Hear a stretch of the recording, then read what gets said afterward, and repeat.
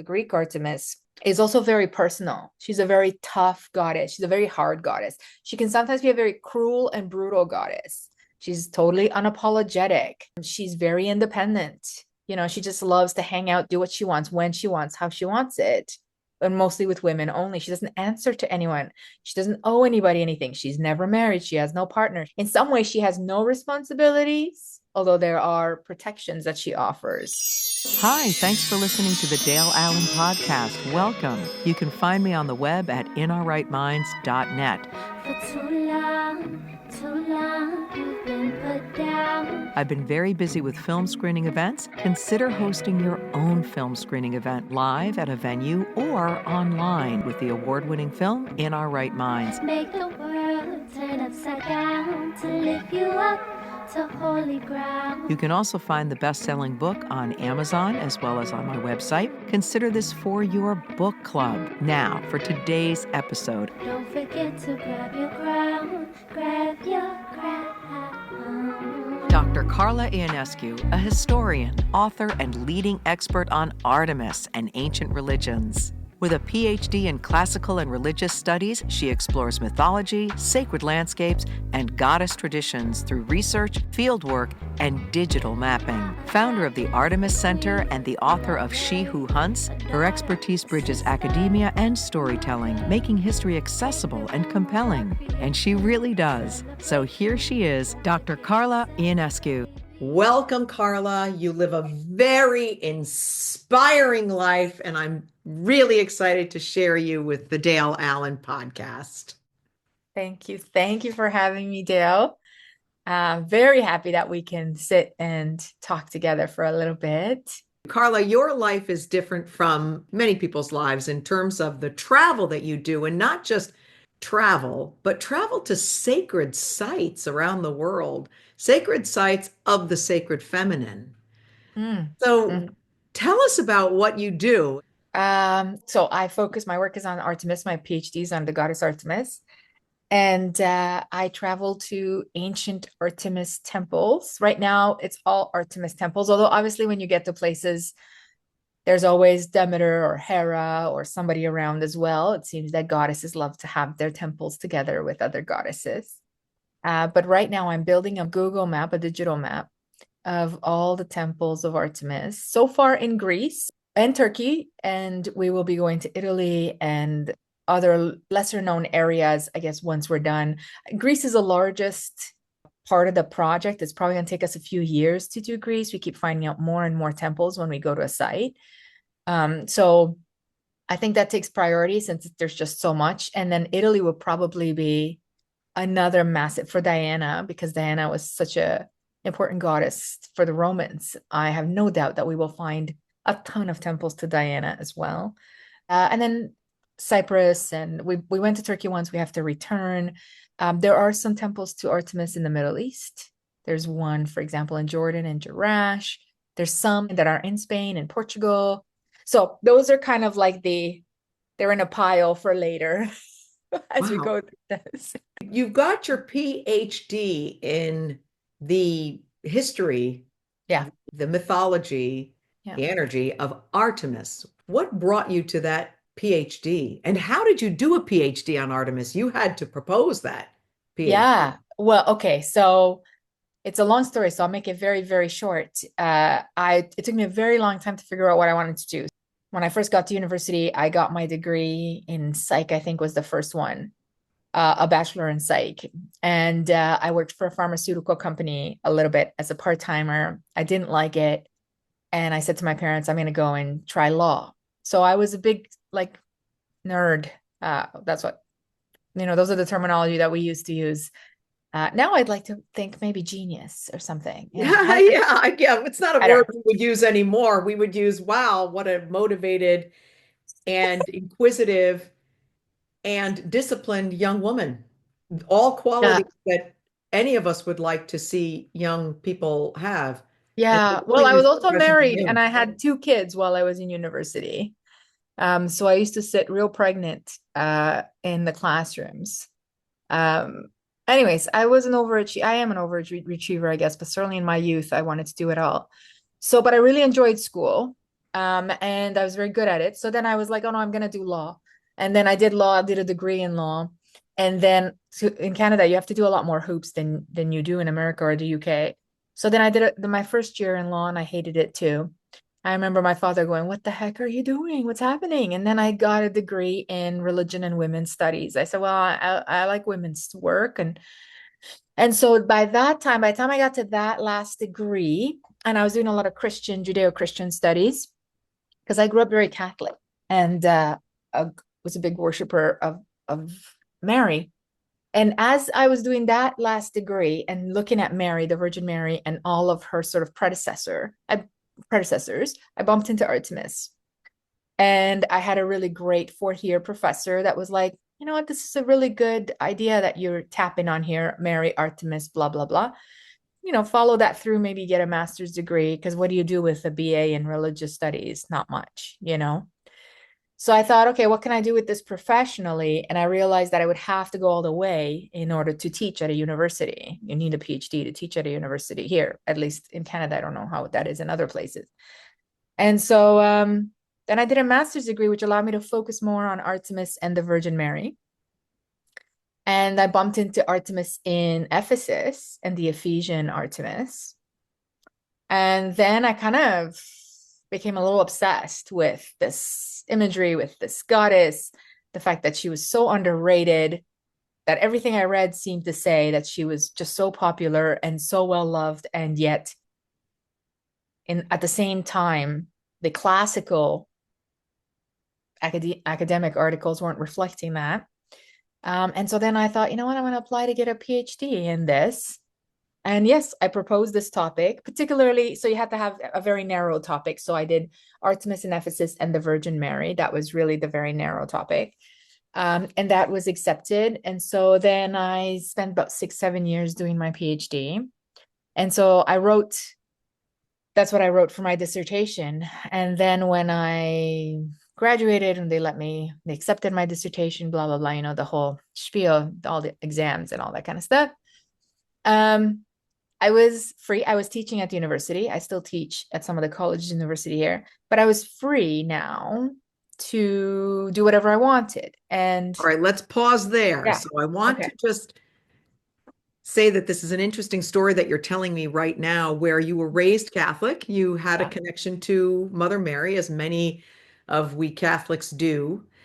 And in your pathway with Mother Mary, you then connected to Artemis. So just to let the audience know, a very, very rudimentary sense of what got you from Mary to Artemis and, who is Artemis. I know that there's a PhD in who is Artemis, but just what was it? There was a door that opened that made you connect Mary to Artemis. And we'll dive deeper in a minute, but just give me that in the moment.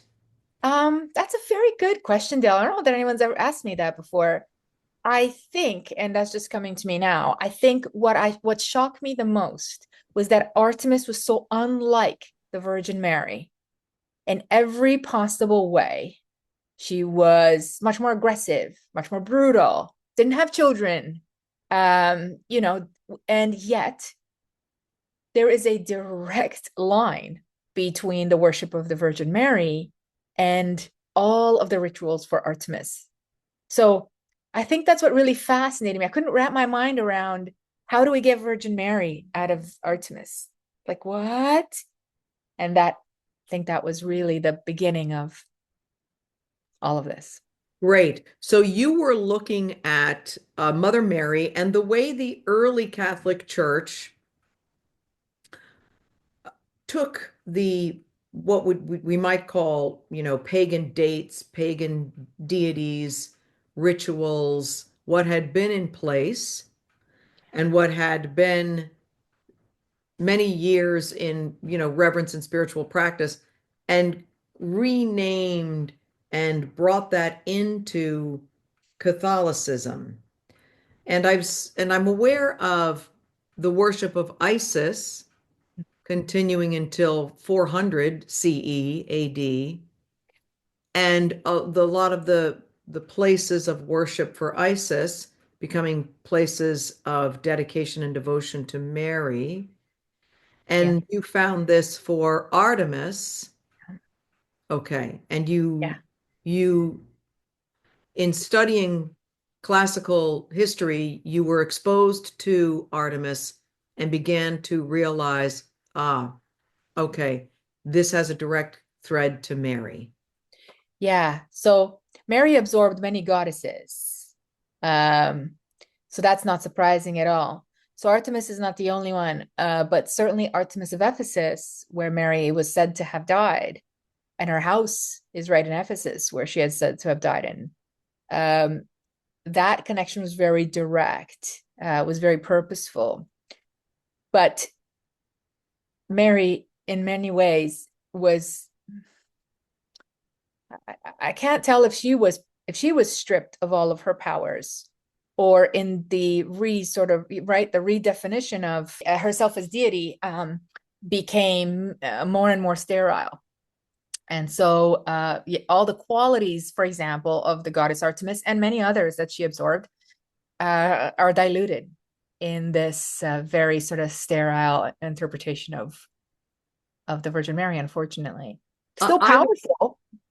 Yeah, still powerful. I would say that I agree that much of the feminine power, feminine wisdom associated with Mary and all the goddesses that came before was diluted and stripped down.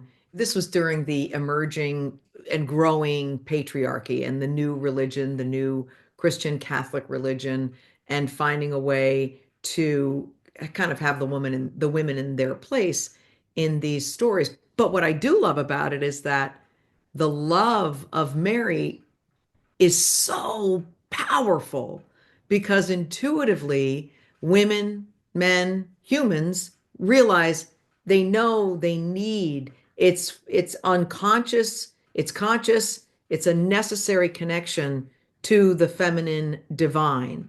And here we are in 2025 or in this period of history where we're going back and we're reclaiming and resurfacing the feminine wisdom that had been stripped down, which essentially makes a woman whole, which makes her just like all things are. There's the light, there's the dark, there's different kinds of energies that make up the whole. And the female has been stripped of that for a long time. What I'd like to do now is I'm going to go back to where we were a moment ago, because I thank you for that quick insight. We can go further into this, but you had gotten your PhD. Mhm. And you realized there was a lot of research to be done. You had found now this new pathway, and you were just about to explain what you realized you could do with this PhD. Right, right. Oh. So traditionally, when you get your PhD, the expectation is that you publish a book. And I wanted to publish a book, but I wanted to publish a book on Artemis in a particular way. And I wanted to put in a lot of the materials that I wasn't allowed to use for my PhD. So there was a lot of editing in the materials I was allowed to use for my PhD. Like they were very strict about kombutas. They were very strict about Marlon Stone. They're very strict about many, many, many of the women that had really inspired me with their work. And so this is what I meant about I realized I was free now, because now I didn't have to pass my work by any committee. Now hold your thought, because I just want to explain to the audience that whom Carla is referring to right now are seminal scholars, female scholars. She mentions, for example, Maria Gimbutas, who wrote The Language of the Goddess, among many other books, Merlin Stone. These are seminal scholars. These are very important women. But I really appreciate that Carla, coming out of the education system, had a firsthand direct experience with the editing of these women, the Yeah. silencing of these women. Yeah. Those works were not allowed in Yeah, they were very academia. discouraged. When you get your PhD, you have to do what they call comprehensive exams. So the first one is like 100 books. You propose 100 books, and then they give you a timeline to read them all and study them all and blah, blah, blah. And then eventually you do like a 4-hour exam on these 100 books. But before you get to that, you have to propose them to your committee. My committee member had 3 to 4 members. And then each member goes through the list and either declines or adds or whatever. That takes forever, number one. But there were a couple of members on my committee that did not like these books, that were like, no, no, this is too much goddess stuff. They were very, very much trying to move me away from the goddess stuff. Basically the idea was that the goddess stuff was done, nothing new needs to be said. This has to focus on methodology, has to focus on other stuff, not just mythology, blah, blah, blah. And then the second exam is called the specialized exam, which is 50 books or articles that are more specialized in what you're going to be doing for your dissertation. And there as well, you have to propose 50 pieces and submit them around and blah, blah. So there's a lot of pushback. There was a lot of pushback against many of these early feminist scholars. So for example, if the writer didn't have a PhD, they were completely dismissed off the list. You cannot have someone that doesn't have a PhD on a list. And that's pretty standard in all academia.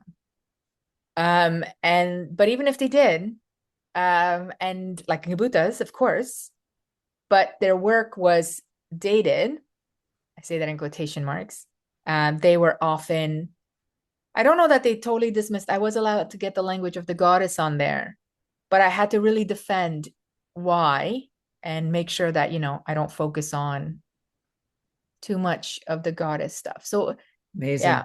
Amazing. When I was speaking to Vicky Noble, and she talked about how there's an effort to censor the narrative of the goddess. So it's just fascinating to me. Academia is, while I appreciate that it wants to hold to very high standards, and that there's something to be said about that. That's a noble quality. However, it also shuts out a lot of really important information. As you said, you could not submit a book where the author did not have a PhD. And in many ways, I understand the wisdom of that. I understand the value of that. But as you and I both know, it also shuts out important information that can be validated, even though the author does not have a PhD. But let's continue. So now you're free from that. You're free from academia, and you can use your own discernment to move forward. You don't have those shackles, but you worked within them, and I give you a lot of credit for that. It's fantastic. Yeah, I did. And I do. I mean, I continue to keep up with academic credentials because I think it's very important for me to use my voice in that way. Right? Because I Yes, think, agreed. right? Yes. It's important for other academics to see me. It's important for women to see me. Women are my main audience, but people to see me, it gives me some credibility. And also I enjoy research. Like I said, I am a nerd. Like I really like the research a lot. And I like to validate for myself what I'm saying a lot of the times, as many people do. You don't have to have a PhD to do that. So then I'm free. And then I was thinking about what do I do as far as a book? Because in order to publish a book, again, through academia, you have to go through certain publications. But those publications, number one, they don't pay you a dime. So you give them all your work, they sell it, they don't pay you a dime. You're supposed to feel flattered that Chicago Press or Oxford Press or some other academic press has picked you up. Okay, all right. And then the other thing was that they wanted, so I want to write a book just on Artemis, the Greek Artemis at first, because I want to do a series of Artemis books, 5, 6 books in different locations, different things. But they want you to fit your book in some series that they may have in 5, 6 years from now. And then they want to edit your book, maybe so that it fits in this other series. So there's a lot of, I don't know, layers to publishing what I wanted to publish. And so then I thought, you know what? I'm just going to publish it myself. I'm just going to find a company. I'm going to publish it myself because number one, like I said, you don't get paid by the academic press. I could see the writing on the wall that the institutions were closing down classical histories, mythologies, departments anyway. So I don't need the academic credentials of an Oxford Press. And I thought, well, at least if the book sells, then I'll make money since probably Donor University is going to close down our program anyway. Long story short. So I published it myself, and that's really when the world opened up for me because when I published it, I had to come online and create the social media brand, let's say a social media brand. And I had been quite private up until then. And literally my accounts were all private about social media. And so here I am trying to now promote Artemis, promote the book, promote my work. So now I have to, public face where before I was more academic faith. And when I did that, just there was just so many people out there that connected to the book, to Artemis, to stories, to blah, blah, blah, blah. And it just sort of exploded for me. I realized, oh my God, there's a whole world out there of women that are interested in this work. You know, I don't know. I mean, it sounds so simple now when you say it, but when you've got your head buried in books, and especially in Ontario, Canada. So in Ontario, Canada, we're not really a goddess space. In fact, I have very few Canadian members. Um, I don't know what to say about us. So most of my members are American or European. They Canadians maybe out in BC. That's where the witches, some of the witches are, and more of the spiritual people are out there. But here, where I am in the middle of Canada, is very working class. Is very work, 3, 4 jobs. It's very let's not talk goddess things. It's very Protestant Christian. So I thought, well, no one's really into it for a long time, right? Because they didn't have access to the whole world through social media. And like I said, when that started opening up, I was like, oh my God, excellent. So I feel like the goddess was kind of dragging me, kicking and screaming, right? Going, just trust me. People want to hear my story. So let's talk about that. So the way that I know you through the Ninth Wave, and our introduction came through that and through the Divine Feminine app, from the work I do and the work you do, you have a very strong social media presence at this time. Tell us about that. So it started off just on Instagram, and I wanted to share a lot of so I had done traveling for my research before, small traveling, mostly photographing artifacts, because I'm a visual learner too. So I really like to see things, particularly artifacts, and maybe also influence a little bit. I was influenced a little bit about Gimbutas, because she always said there's so much out there and we don't see it. And so I started by posting a lot of the anything goddess on my social media, and I still do anything goddess, anything that's cool or cute or whatever. And then having these interactions with people created some deep friendships, actually. My travel partner that travels with me now, for example, on the mapping project, I met on through Instagram, even though she's in New York and I'm here. But and then I experimented with TikTok, because I have 20-year-old kids. So they were like, okay, go on there. And I thought, oh, well, no one's gonna want to see videos of like temple sites and stuff. I thought it was a dancing app, like how you all we used to think of it back in the day. But I really liked making videos. My videos began to feel like prayers. Like the songs would fit a certain statue in a certain way that gave me a certain mood. So it became a creative outlet. It still is a creative outlet for me. And short, right? So that it's digestible. And that went quite wild. It's going quite well. But I'm also really enjoying it. So like a lot of people sometimes feel stressed out by social media, but I feel like it's a way to expose the work. That's fantastic. And this, you have videos that you post from many travels that you have taken thus far in all of these temples that you have visited. Let's talk about, we're threading a little bit, the PhD that you got, the connection from Mother Mary to Artemis. Tell us about Mary and the connection to Artemis. Tell us about Artemis. Who is this goddess, and why is it important that we know her? Oh, so my argument, Dale, is that Artemis was the most popular goddess in Greece for about 1,000, 2,000 years. That's a very wide time frame. How do I encompass this goddess? I would say in many ways she's everything, because between Artemis of Ephesus and the Greek Artemis, there is sort of, it encompasses those two incarnations of the goddess, encompass everything from sovereignty to caring to environmental responsibility to community. So there are so many layers. At the same time, for example, the Greek Artemis is also very personal. She's a very tough goddess. She's a very hard goddess. She can sometimes be a very cruel and brutal goddess. She's totally unapologetic. She's very independent. She just loves to hang out, do what she wants, when she wants, how she wants it. And mostly with women only. She doesn't answer to anyone. She doesn't owe anybody anything. She's never married. She has no partner. In some ways, she has no responsibilities, although there are protections that she offers. So she's such a complicated divinity. In some places, I found her called the dominant one, the controlling one, she who like roams the earth. So there are so many layers to Artemis. So I think that for a long time we have been sold this bill of lies that she's this hunter goddess that, you know, runs around the woods with a bow and arrow. Okay, that's how she loved to be depicted by many of the Greek and Roman sculpturists and artists. But actually, in practical ways and certainly in temple worship, she is a mature, larger than life, sometimes fierce, sometimes threatening, sometimes all loving divinity. And that is fascinating. What brings out her ferocity and her cruelty? Well, I, you know, hmm.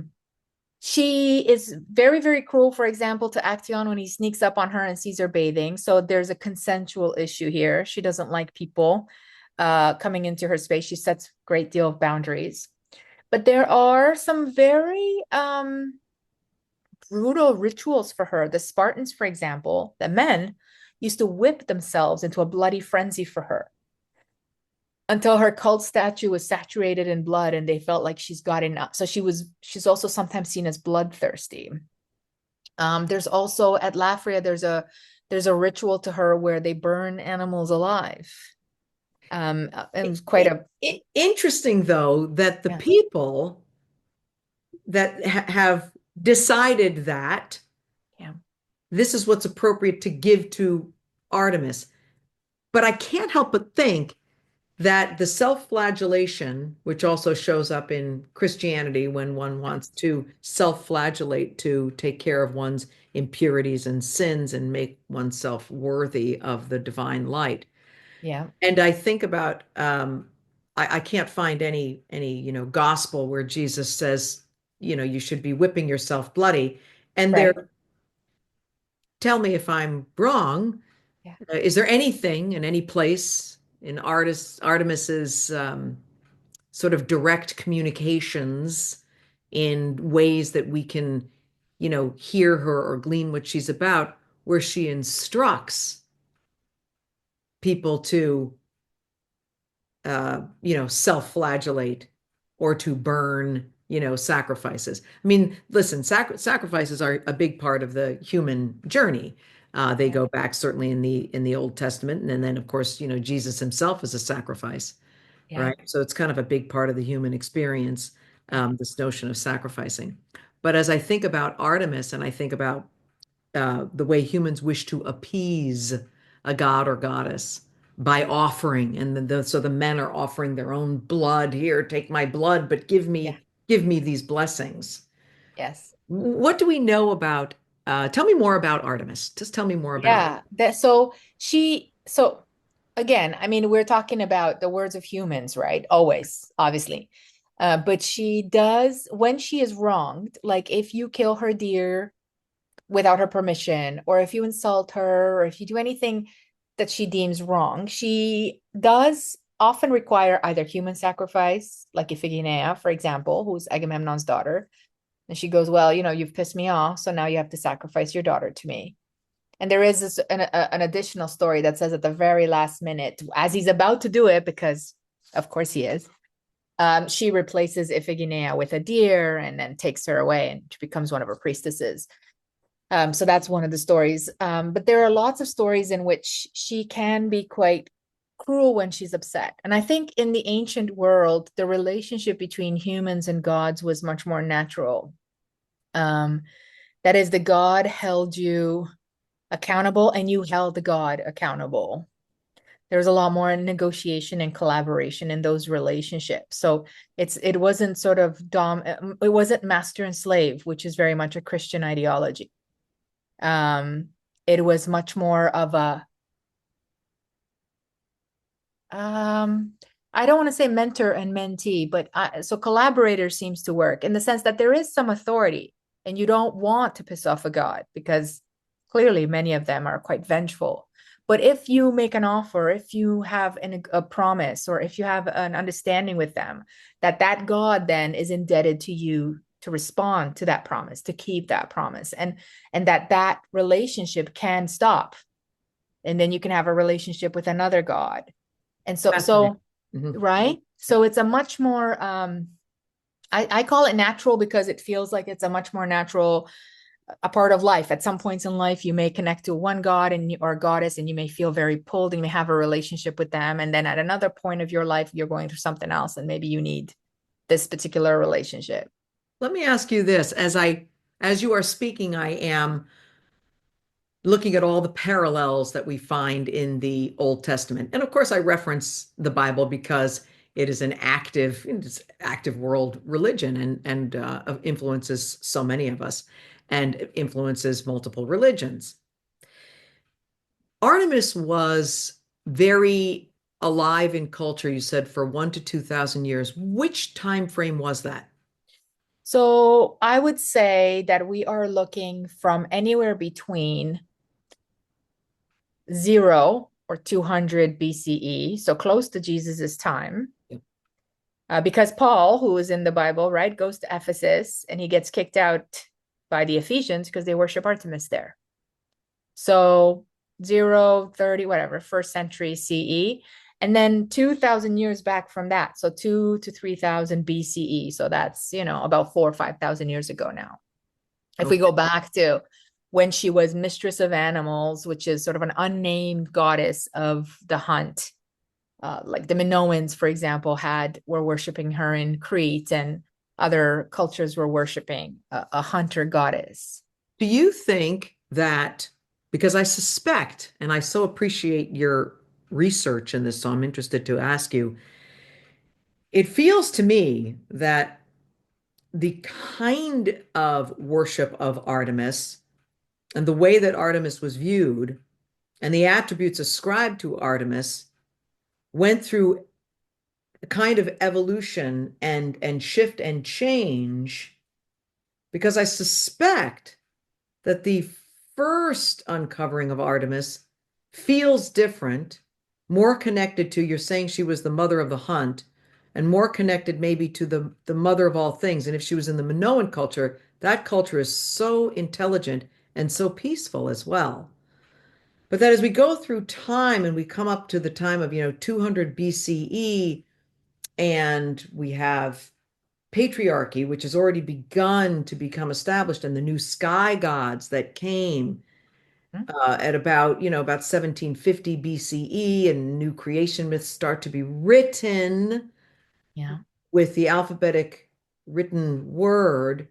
And now we have these sky gods unseen and in another dimension, and they create through the word, they create by ejecting life through their eyebrow, and they are different from the mother of all things. There are laws, there's a vengeful God, there's an angry God that one must appease.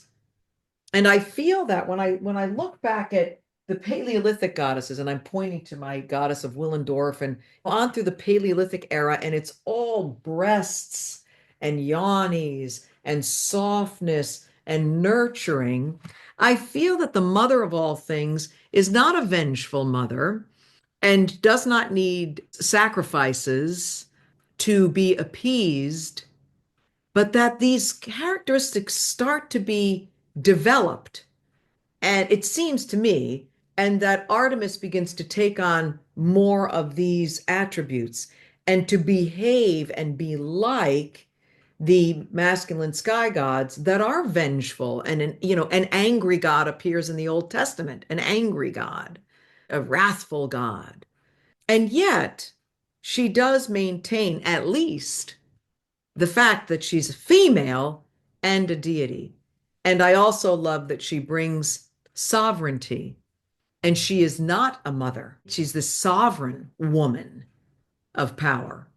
What are your thoughts about the evolution of who Artemis is and this sense of her kind of taking on some of the attributes of essentially the Greek gods and goddesses, where you have to follow the rules, negotiate. What are your thoughts about all that? Um, I have a lot of thoughts about that, Dale. Um, I think, yeah, you're absolutely right that there is that gods are really reflective of our own evolution in many ways, that perhaps the divine remains unchanging, but our understanding and relationship to the divine changes. In the Greco-Roman period, gods valued cunning, they valued um, a lot more qualities in their favorite heroes and heroines that we have since disdained. So if you were sneaky, if you stole something and you got away with it, gods enjoyed that. They love that. If you were a conqueror, if you, at the same time, lots of generosity was encouraged and other things were encouraged. So I think that there is a different celebration of morality and values. And with Christianity, when suffering becomes celebrated, right? Suffering, I mean, I'm very much of Nietzsche's mind that, and Marx's, I guess, that religion, certainly in Christianity, is the opiate of people. So the encouragement here is do nothing, stay poor, do nothing, suffer, do nothing, celebrate your suffering, celebrate your poverty. Money is bad, things are bad, blah, blah, blah. When you die, you will get stuff. Something like that for the Greeks of Roman would have been a joke, would have been no God would ever respect someone that comes bowing down their head in humility. Does not so Odysseus, for example, was a great hero, right? Is not humble. And in fact, Athena loves that about him. People who are rewarded in the ancient world had their heads high. They aimed for success. They aimed for, right? So that's that master and slave mentality that comes with Christianity. So you're celebrated for being a slave and just obey the masters, which are usually, of course, the authority figures, and they're all male. And that sucks for everyone involved. I think what's happening now is that, of course, that system doesn't work and it's ridiculous. And so people are now coming up, the so-called woke or waking up or whatever the words we're using now to, again, to sort of denigrate the idea of being awake somehow has now become a negative connotation, right? It's this idea of constantly having to prove your worth, where the gods of the ancient world, and perhaps that's why we like them so much, they celebrate that. One of the first experiences I had with Artemis was when I first had a vision of her. I bowed down, I dropped to my knees because I was raised Catholic. And in Catholic, you keep your head down, you crawl on your knees. I mean, most of the pilgrimages, people are crawling on their knees to kiss rock, right? I mean, that's encouraged. Be as humble and as servant as possible. Celebrate your servitude. And she looked at me and went, "We don't kneel here." Like annoyed, like stand. And I've learned in the last few years that I've committed myself to a goddess that demands that I stand, that I take initiative, that I do the thing I'm doing. Like, are you climbing the hill or are you not climbing the hill? Like, what are we doing here? Stop crying to me to help you. Get up and do it. So she's also a very hard goddess. I tell people this all the time. Some people need more love. I like lots of love, but I also sometimes need a bit of a, kick in the butt. So we tend to gravitate towards goddesses that, like I said, complete us in some way at certain times in our lives. Yes, at the end of this podcast, I'm going to put the song, which is an adaptation that I did. It's called "Oh Holy Dawn," as opposed to "Oh Holy Night." But I'm smiling because, of course, the line is "Rise to your feet, oh, hear the ancient voices," as opposed to, fall on your knees, right? So I'll have to play that at the end. Also, Yeah. the way that I would define, if we can, because words will always fail when we try to define the thing that we would call the creator, the energy behind all things, words will always fail. We try, but to me, the closest thing is God, the creator, is becoming incomplete at the same time. We Right. can conceive of something supremely complete, supremely realized, absolutely sovereignly complete, the creator itself. We can conceive of this, and therefore there's something that we can sense and feel. And at the same time, in the exact same expression, is becoming. It's complete Yeah. and becoming at the same time, as are we. Yeah, I So love. right. So talking about these goddesses, and you said, sometimes this is what I need. This is what's calling me to be the best expression of what I can be, because this goddess is giving me a kick from behind, which is helping me Yeah.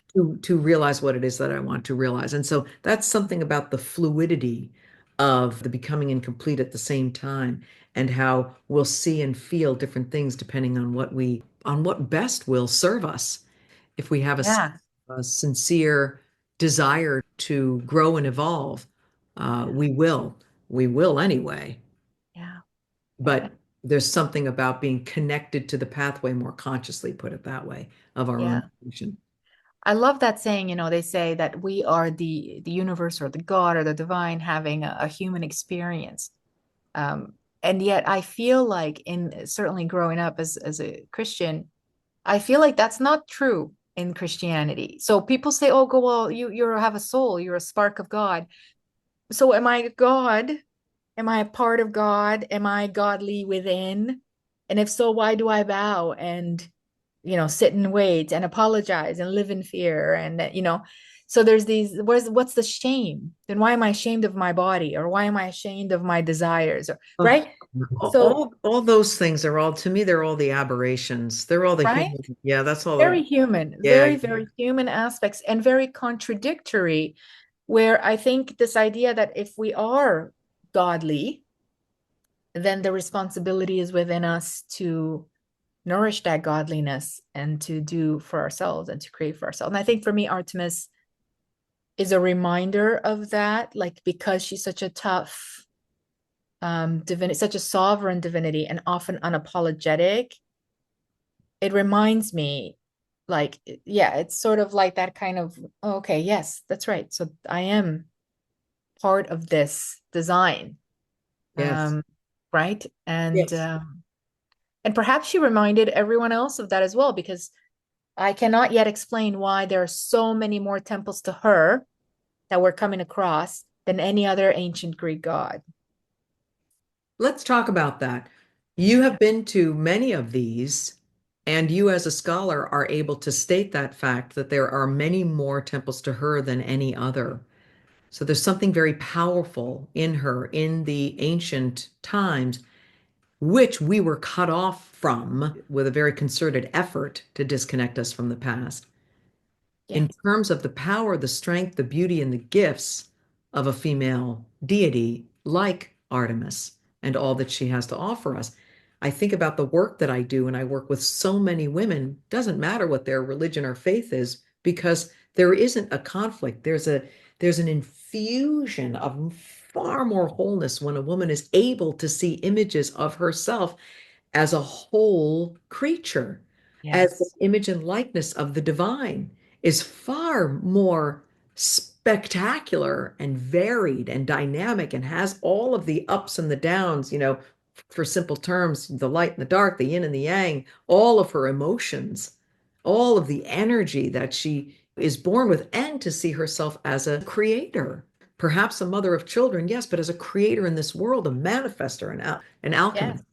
And we yes, need these images. We need them. We crave these images. And they're also really important to restore in the male psyche as well, because we're all a blend of these archetypes. We're all a blend of these energies. We're all, masculine and feminine. And the pushing down of the feminine has hurt everyone. yes, Men, women, all people, no matter how identified. So yes. you've been to these temples in Greece. So tell us about some of those trips. So there are as many varied stories as there are temples in many ways.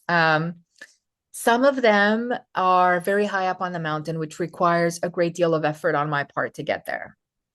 And I do a lecture series on the side to raise money for the trips because I'm funding myself through these trips. Um, and so I talk about maybe 3, 4 places that are quite powerful. Some of them hold ancient power a bit better. I don't know if that's because there was maybe more ritual there, maybe more prayer there. So I've been to places sometimes where it's like, oh wow, like there's like a vibe, almost like a vibration in your body as you're standing there, even just around the site. I mean, the temples themselves usually tend to be rectangular, similar sizes. You could recognize them right away. You know where the cult statue was, but the energy is all around because the altars are usually outside of the temple where offerings were made. People danced outside, people camped outside. So all of that energy can sometimes be really, really powerful where you're like, wow. And I'm not too sensitive. Like I know a lot of people that are much more sensitive than me. So for me, I think to feel it at some sites, it must be quite powerful. You know. Um, and like I said, some are very difficult to get to. So there's a challenge of that. Some we've put on a separate list because they're so difficult to get to that I have to come prepared for a 20-kilometer hike or some other thing, which means I have to bring gear. It's hot. It's blah blah blah.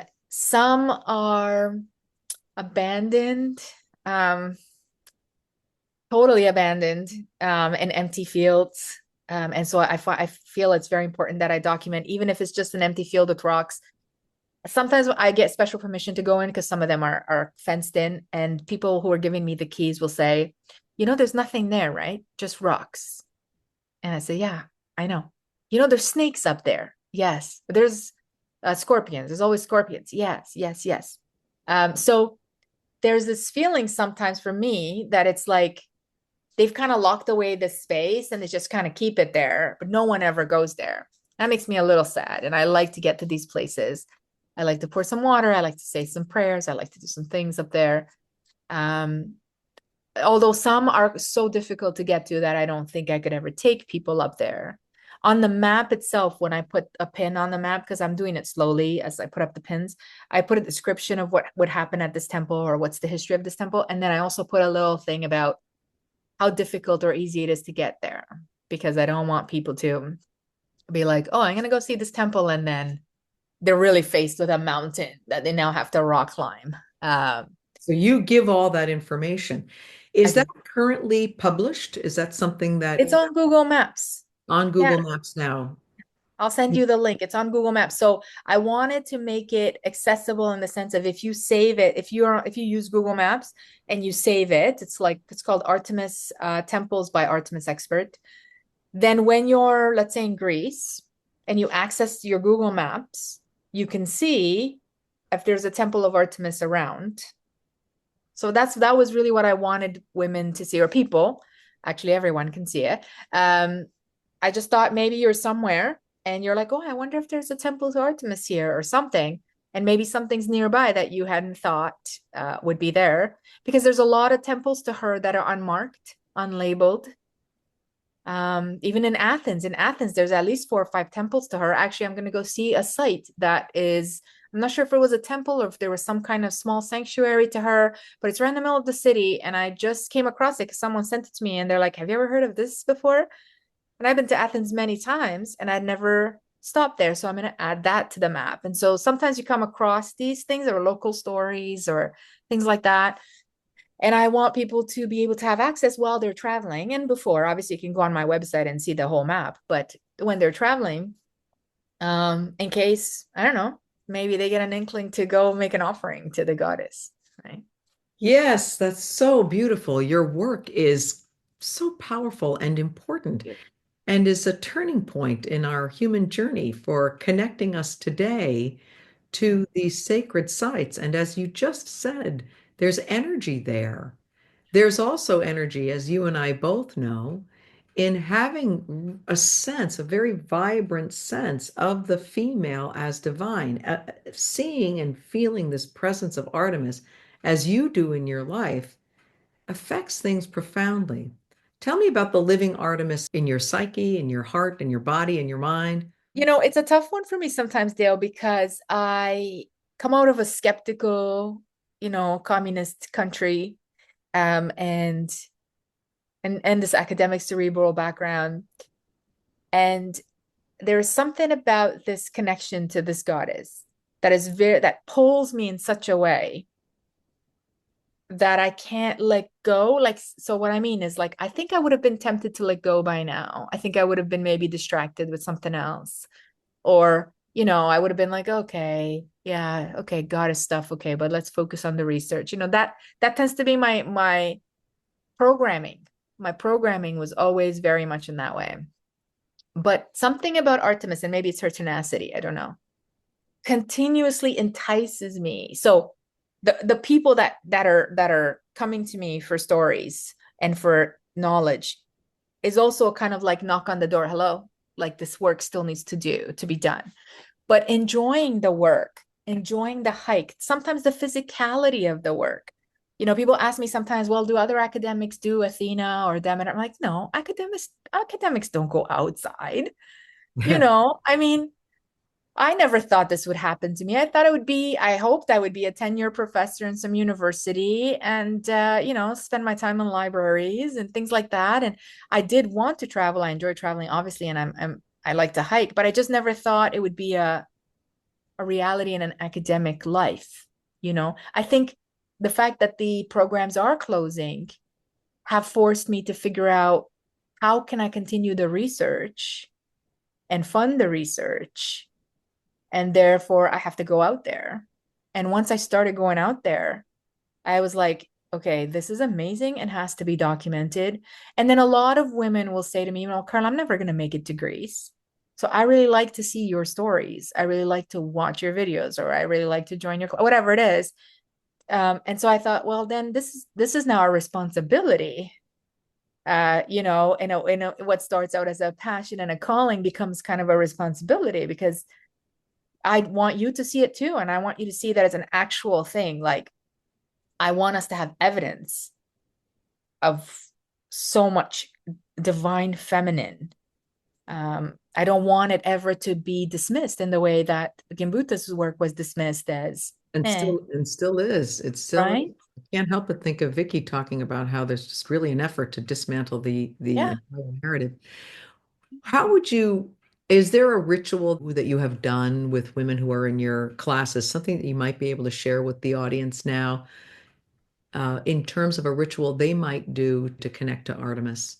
So I think so. Artemis has specific months and days that are her birthdays and her celebrations. However, and you can find that easily online, or yeah, email me and I will send you a little So list. she has several dates. Yes. Okay. Several dates and several months, entire months, when you can just enjoy her. But she also really enjoys honey cake. So those are some of her favorites. So if you like to bake or cook, you can make an offering of a little honey cake. And I would say in nature, almost always, water is always a great, not all. So sometimes people think that pouring a little bit of wine or alcohol, not all gods like alcohol, apparently. In the ancient world, some of the chthonic gods, which are the gods that can go to the underworld and come back, and Artemis is one of them, don't like alcohol. And so water, for me, water is the easiest. I've been thinking about this time around. I feel like she wants me to bring something more. I usually like to pick up, like, they have these croissants dipped in honey in Greece that you can just pick up a stack of 6 of them. I thought I was going to bring some of those and some water. Water, of course, in Greece is very important because it's so dry. And so offering water at a temple site is always sacred. And But then offering it something and sweet. leaving it, ceremoniously leaving it Yeah. there. And if a woman is in her home, going out to nature perhaps, and sort of making a little space for her time of connection, and dedicating a space to Artemis and to her connection with Artemis, and leaving an offering there, and just kind of, you leave those items there. Is that how that's done? Yeah. Way? Yeah. So I would leave anything that's edible Mhm. um, as an offering is usually welcomed. And then a little bit of water and then a little prayer. That would be a very easy and very environmentally friendly way to connect with the divine, right? Yes. Um, yeah. Or And songs. yeah, Sometimes a song. Yeah. nice. A song. Yeah. Singing. Yes, oh yes, I love that. Let me ask you one last question and then we'll wrap up. Quite frankly, I could just keep talking because it's really a pleasure, and I I'm just loving it. I am. And I'm being called and feeling like, oh, I would love to travel, but I find that the place I live in is so sacred just because if we open up our eyes and all of our senses and our presence, our consciousness, everything is so very sacred. I can't help but think about your children, you said are in their 20s. How do they feel about the work that you do? I imagine they must be so proud of you, and I suspect you have a really strong bond with your children. Yeah, that's intuitive of you. Yes. So, I have a daughter that's 26 and a son that's 25. My daughter has always been very witchy since she was very, very young, and I encourage that in her, especially because I grew out, like I said, I grew out of a system that was very non-encouraging of that. So she's very deeply connected and she has very powerful spirit guides and very deep intuition. So from when she was small, she used to have gut feelings, and I really encouraged her to follow that. So way more than I do. Way more than I do. So she reads tarot and she reads for me sometimes, whatever. So we are very, very close in that way, and I'm very glad that uh we understand each other on the spiritual level and other ways, but this level. My son is not very spiritual. He's a very serious young man. He works a lot. He's a Taurus, so he's very quiet and stubborn. He's a strong silent type. But we have a very powerful bond. Like, I feel like him and I in a past life were like generals on a battlefield or something, brothers in arms. We have a very powerful bond in that way. Yeah, yeah. I mean, sometimes his manly ways annoy me, because he's human and I'm human, but there's a deep sort of respect there, and he sees me, which is really wonderful. Um, so Ah, uh, I I, always I joke with him really that he's one of the last few men that I can hang out with, because I've been going through through my own drama with men sometimes, Dale. But I really like him. He doesn't talk a lot. He's very deep. We have very deep conversations. So It sounds I've been wonderful. right. I'm I mean, thinking both. these are not so I feel that the children are they have their own journey and they have their own paths, but they came into my life for some reason. You know what I mean? So sometimes I look at them and I think, like, wow, like you're here for a reason, for a journey. You're here to teach me something. You're here to help me get through something, because they're just amazing humans. And I don't know, like, yeah, you raise your children, but they also come with personalities and destinies and journeys. And so, Oh, yes. right? Oh, yes. So sometimes you don't know, right? So I feel quite blessed. But yes, I'm very, very, they support the travel. Sometimes I feel a little guilty because I am away a lot, and they'll be like, "Oh, please, keep going." So they support all of that. And I hope I'm setting a good example for someone who is following the call.